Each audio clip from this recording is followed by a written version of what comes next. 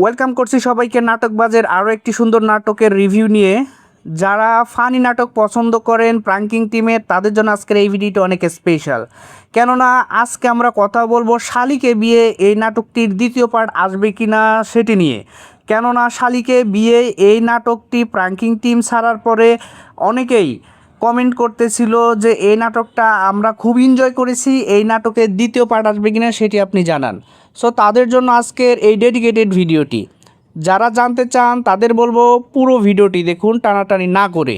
আর হ্যাঁ, যারা এখনও সাবস্ক্রাইব করেননি তারা দ্রুত নাটকবাজকে সাবস্ক্রাইব করুন, কেননা এখানে আমরা প্রাঙ্কিং টিম সহ বাংলার সেরা সেরা নাটকগুলোর আপডেট দিয়ে থাকি।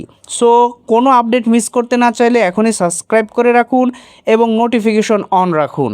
আর আমাদের ভিডিওগুলো কে কোথা থেকে দেখছেন, দেশের ভেতরে কোন জেলা থেকে দেখছেন এবং দেশের বাইরে বিশেষ করে ইন্ডিয়ার বিভিন্ন অঞ্চল থেকে আমাদের ভিডিওগুলো দেখে থাকেন, তাদের বলবো অবশ্যই আপনাদের অঞ্চলটার নাম লিখে জানাবেন।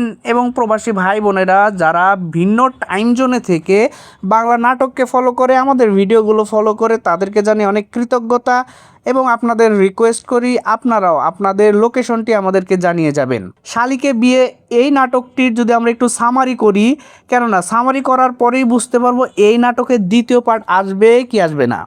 সো শালিকে বিয়ে এই নাটকে আমরা দেখতে পাই এখানে মিরাজ খান অনন্য ইসলামের প্রেমে হাবুডুবু খাচ্ছে এবং তাকে বিয়ে করতে চায়, কিন্তু অনন্য ইসলাম তাকে বিয়ে করতে চায় না। একটা সালিশির ভেতরে আমরা দেখতে পাই মিরাজ খানকে চেয়ারম্যান বলে যে তুই যেহেতু ফেলটুস তাহলে তোকে বিয়ে করতে হবে ফেলটুস টাইপের মেয়ের সাথে, এবং যেখানে অনন্য ইসলাম অনেক ট্যালেন্টেড এবং সে বিসিএস দিবে এরকম কিছু। ওই মুহূর্তে চেয়ারম্যান বলে যদি তোকে বিয়ে করতেই হয় অনন্য ইসলামের ছোট বোন, এখানে অনন্য ইসলাম ডাবল চরিত্রে অভিনয় করেছে, টুইন চরিত্রে।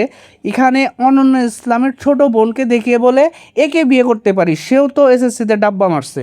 তো বুঝছেন, এখানে গার্লফ্রেন্ডকে সাহায্য করার জন্য এখানে মিরাজ খান অনন্য ইসলামের ছোট বোনকে বিয়ে করে এবং নানাভাবে অত্যাচার করতে থাকে তার গার্লফ্রেন্ডকে অর্থাৎ শালিকে সাহায্য করার জন্য। এখানে বিভিন্ন রকমের ঘটনা ঘটতে থাকে, অত্যাচার চলতে থাকে এবং অনেক ফানি সিন ক্রিয়েট হয়।